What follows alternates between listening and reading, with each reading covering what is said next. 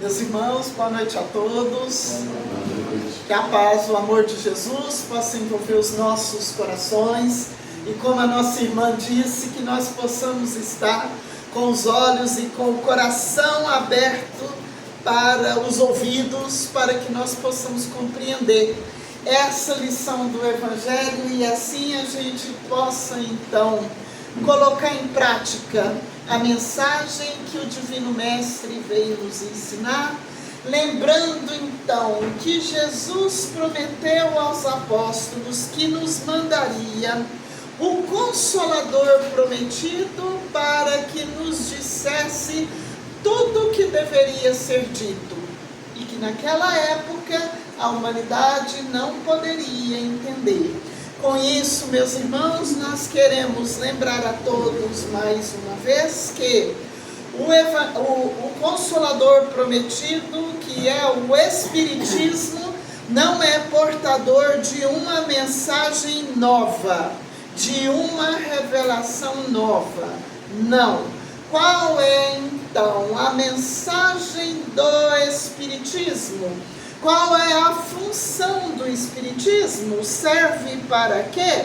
Para que nós possamos então entender a mensagem que o Divino Mestre veio nos trazer, para que nós possamos então compreender aquelas partes da mensagem do Cristo que o Divino Mestre deixou então intencionalmente oculta, subentendida, quer dizer, no nosso mineirês, não explicou totalmente, deixou simbolicamente.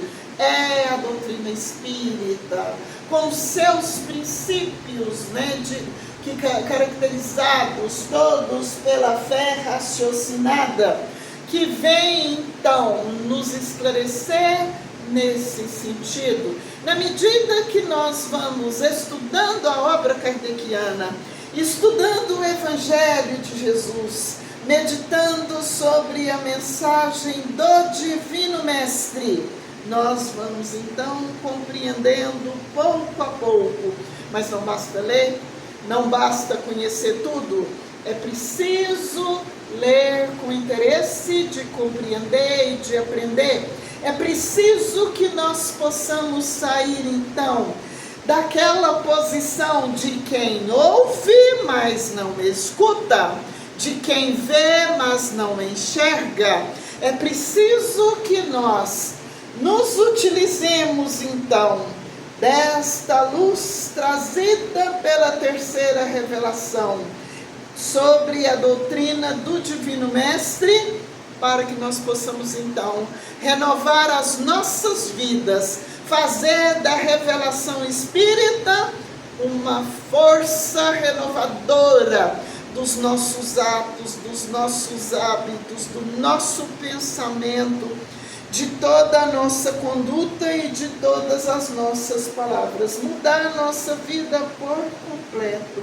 Aí nós estaremos então, sem dúvida, caminhando em direção à nossa verdadeira felicidade, à nossa verdadeira vida. E assim, meus irmãos, vocês já podem compreender que nós já estamos então refletindo sobre a missão dos espíritas. Qual que é a missão primeira de todo espírita? Trabalhar pela sua renovação moral. De que adianta ser espírita? De que adianta ser portador de todas as mediunidades? Do que adianta conhecer toda a obra, todas as filosofias? De que adianta falar todas as línguas, como nos diz o apóstolo Paulo? De que adianta falar a linguagem dos próprios anjos? De que adianta conhecer toda a ciência se nós não nos renovamos, se nós não aprendemos a amar o nosso semelhante, se nós não aprendemos a praticar a caridade, tal como a entendia Jesus na questão 886 do Livro dos Espíritos, quando Allan Kardec pergunta aos espíritos superiores: qual o verdadeiro sentido da palavra caridade, tal como a entendia Jesus? E os espíritos superiores esclarecem ao mestre Allan Kardec, ao grande professor, o nosso codificador, o organizador da doutrina, porque nós sabemos, queridos irmãos, que Allan Kardec não é o fundador do Espiritismo. Allan Kardec é o codificador, o organizador.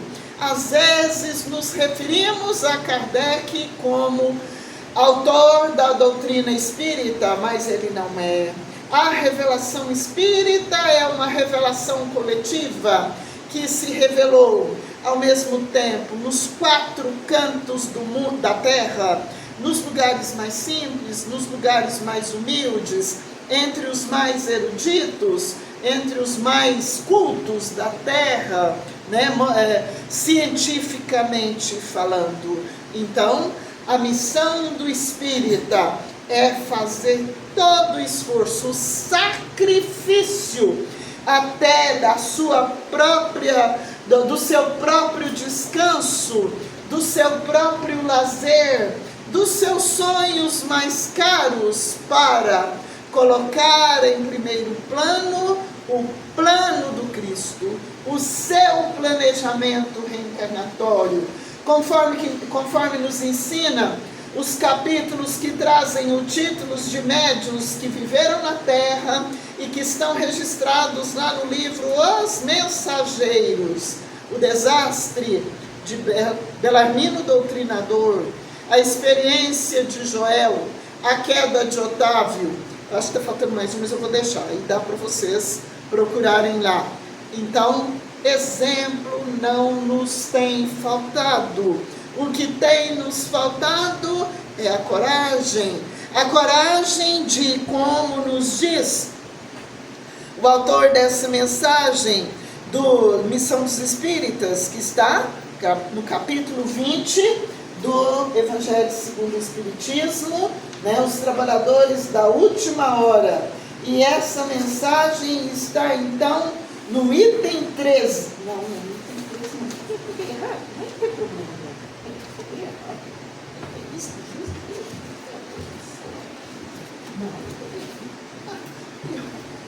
Acontece. Capítulo 20, item 4. Missão dos Espíritas. Missão dos Espíritas. É preciso pegar o arado, a charrua evangélica, A charrua é uma ferramenta usada na agricultura. A charrua evangélica é aquele que exemplifica o evangelho primeiramente através da sua própria vida, para que a sua própria conduta, o seu próprio caminhar, o seu próprio viver seja um chamamento para aquele que procura o que a doutrina espírita nos oferece. Mas afinal de contas, o que é que a doutrina nos oferece? A fé raciocinada, que se baseia no conhecimento que a gente tem da lei divina, o conhecimento do evangelho, a instrução da ciência da terra, porque nós estamos encarnados, então nós precisamos nos instruir de toda forma possível, para que nós possamos então compreender a lei divina. Porque como nos ensina a mensagem O Homem no Mundo, no capítulo 17, sede perfeitos, para nós vivermos em contato com o plano espiritual, para nós vivermos em contato com Deus, em sintonia com o plano espiritual superior, não é preciso que a gente viva uma vida mística, uma vida, eu sou muito ligada à doutrina espírita, eu tenho muita convicção, então eu não posso ir nesse lugar, eu não posso ir naquele, eu não posso ir naquele. É claro que nós, meus irmãos, precisamos então, na medida em que nós vamos aumentando a nossa convicção a nossa sintonia com a doutrina espírita, com o ensino de Jesus, nós vamos selecionando. O modo de divertir se modifica, o passeio se modifica, a conversa fraterna ganha um tom mais elevado, até a nossa alimentação muda, não é? A nossa diversão, mas isto não significa que a gente não possa participar da vida em sociedade. Não, nós precisamos participar com equilíbrio, como discípulos do Divino Mestre, que todos nós já somos. Então, a missão dos espíritas é divulgar o ensinamento do Mestre, o ensinamento que traz a espiritualidade superior, onde quer que nós estejamos, através da nossa maneira de viver, através da nossa conduta, onde quer que a gente esteja. Então, por exemplo, dentro do nosso lar, os familiares nossos, na grande maioria, já conhecem a doutrina, conhece como alguém que assiste um filme de longe, mas não se identifica com ele, ainda não aceitou o grande convite do alto para participar, para viver os ensinos, para fazer do ensino espírita força renovadora da sua vida. Mas é preciso que, observando a nossa forma de viver, eles encontrem pelo menos um motivo. Esse espiritismo deve ter alguma coisa boa, porque olha a minha irmã como ela vive, olha a minha mãe, olha meu pai, foi só descobrir esse espiritismo, mudou, não é mais o mesmo de antes. É assim que nós, meus queridos irmãos, vamos então divulgar o ensino do Mestre. Vou lembrar aqui uma pequena passagem dita pelo Mestre Jesus no capítulo 25 do livro Boa Nova, a Última Ceia, quando Jesus vai esclarecer os apóstolos sobre o fato de que Jesus tinha acabado de anunciar que um deles o trairia, que as mãos que ele acariciou e beijou agora se voltavam contra ele. E houve assim um certo alvoroço entre os apóstolos, e o apóstolo João pergunta para ele o sentido profundo daquele acontecimento, porque o mestre já havia ensinado a todos sobre os escândalos. Ele compreendia perfeitamente a lição que os escândalos hão de vir, mas ai daquele por quem o escândalo venha. Mas que ele não conseguia compreender a razão de haver um traidor dentro do próprio colégio apostólico. Está dando para entender, meus irmãos? Muito bem. Então, Jesus, antes de responder, vai ensinar a todos que, naquele momento, ele diz, agora eu não posso vos dizer tudo, mais tarde enviarei o Consolador, que vos falará em meu nome, como eu agora vos falo em nome de meu Pai. Porque o Espiritismo é que vem nos ajudar a compreender e viver o cristianismo, a revelação, a segunda revelação trazida por Jesus, que tem então, que pode ser, que tem como tema central, qual que é mesmo o tema central da mensagem de Jesus? Quem sabe? Quem sabe? Ninguém? Está com medo de falar? Pode falar. Aí, nota 10. Tem que dar nota boa, não tem? O tema central da mensagem de Jesus é o amor. E da mensagem de Moisés, qual que é? A justiça. E da doutrina espírita, qual que é o tema central? A verdade. A verdade, né? Nós já compreendemos tudo que a revelação espírita tem para nos ensinar? Quem dera! Nós estamos no ponto inicial, não consigo sair desse ponto inicial, né? Então, é doutrina de plenitude. E Jesus nos afirma no capítulo 1 do Evangelho segundo o Espiritismo: não vim destruir a lei, mas vim dar-lhe cumprimento. Os 10 mandamentos são, então, de origem divina em toda a lei de Moisés. O restante da lei de Moisés era da legislação humana. Os legisladores antigos se apoiavam na lei de Deus para dar o seu próprio ensino. Moisés era líder dos hebreus, um povo indisciplinado, né? Um povo turbulento devido às questões da escravidão que eles sofreram por tantos anos. Então, para conter esse povo era preciso apresentar um Deus justiceiro que castiga olho por olho, dente por dente. Vem o Mestre Jesus e corrige tudo. Ouvistes que foi dito: amarás o teu irmão e odiareis os vossos inimigos.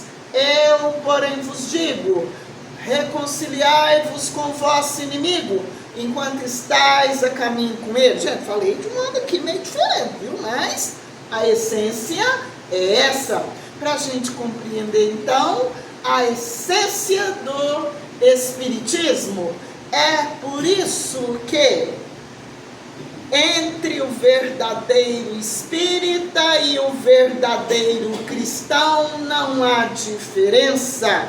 É a mesma coisa.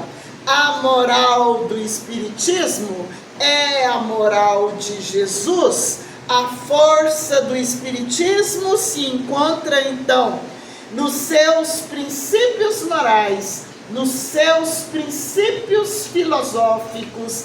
Então, por exemplo, se nós tirarmos, então, o ensino do Cristo, do Espiritismo, a doutrina perde o caráter de roteiro de transformação para a humanidade. Se transforma, então, em mera ciência, em mera filosofia.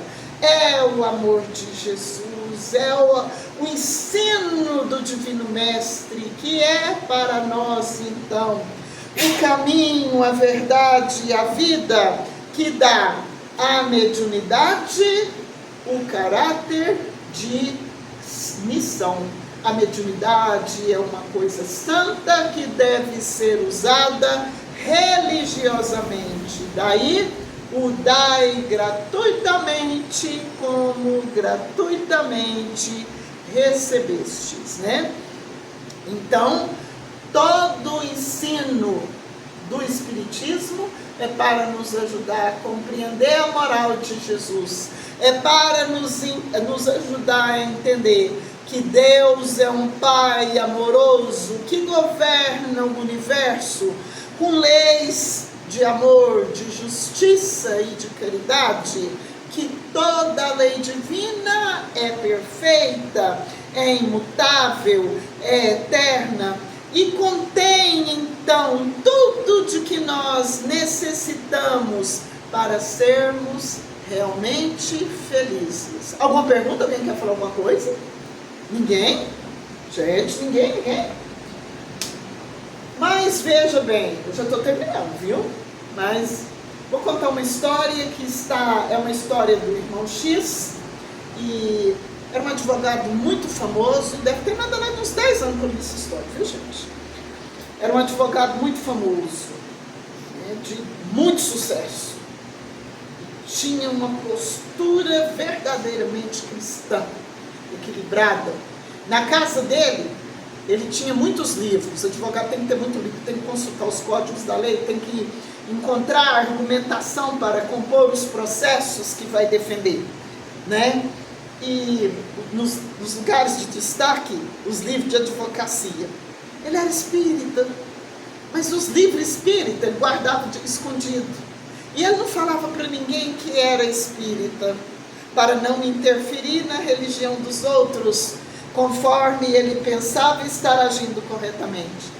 Ele tinha um amigo, um grande amigo assim, do coração, amigo do peito, como nós os mineiros dizemos, né? Quando foi um dia, esse amigo desencarnou, e ele sentiu tanto a morte do amigo, e fez as orações, prestou ao amigo o socorro cristão que estava ao seu alcance, em favor das orações, em favor do amigo, através das orações. Um dia, ele foi levado a visitar esse amigo no plano espiritual. E ele chegou lá, e o amigo estava bem assistido, deitado numa cama hospitalar, limpinha, branquinha, né? Maravilhoso, bem assistido. E ele então foi falar: ah, meu amigo, agora eu posso abrir o meu coração. Eu também sou espírita. Agora você compreende a grande verdade.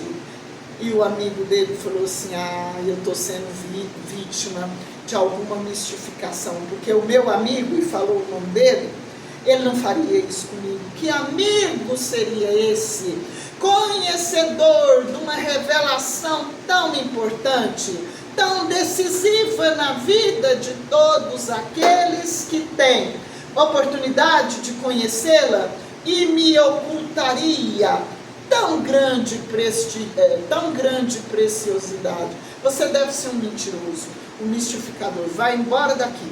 Não quero você aqui, porque o meu amigo não faria isso comigo. Deu para entender? Nós precisamos dizer em doses homeopáticas para aqueles que convivem conosco e não professam a mesma crença que nós. Falar da eternidade da vida. A morte não existe. A vida na terra, por mais longa que ela seja, quando comparada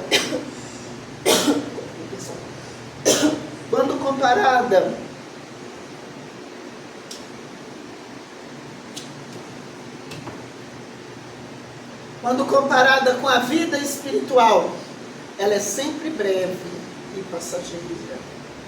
A vida espiritual é que é a vida verdadeira. Não haveria necessidade nem do nosso corpo físico existir. E o nosso espírito continuaria vivendo no plano espiritual, sem problema algum. Então, a vida na terra é a prova buscada, é a prova pedida, é a prova escolhida, onde, matriculados no corpo físico, vivendo nesta escola da vida material, nós temos então mais condições de colocar em prática os ensinos de que temos necessidade. Não tenhamos dúvida, nós estamos todos matriculados nesta escola abençoada do Pai, chamada Terra, e todos caminhamos a passos certos e definidos em direção à vida maior.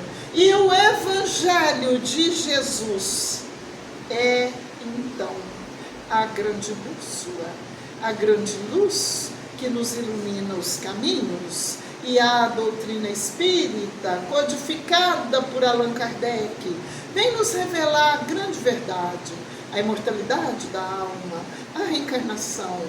Nós encarnamos tantas vezes quantas forem necessárias para que nós possamos evoluir. Os espíritos se relacionam conosco e nós nos relacionamos com os espíritos. A misericórdia divina está sempre junto de nós. Deus nos conhece e se relaciona conosco individualmente. O Pai Celestial tem todos nós sob suas vistas constantemente. Tudo que somos, tudo que pensamos, tudo que fazemos está retratado na nossa psicosfera individual, na nossa aura. Mas o que é isso?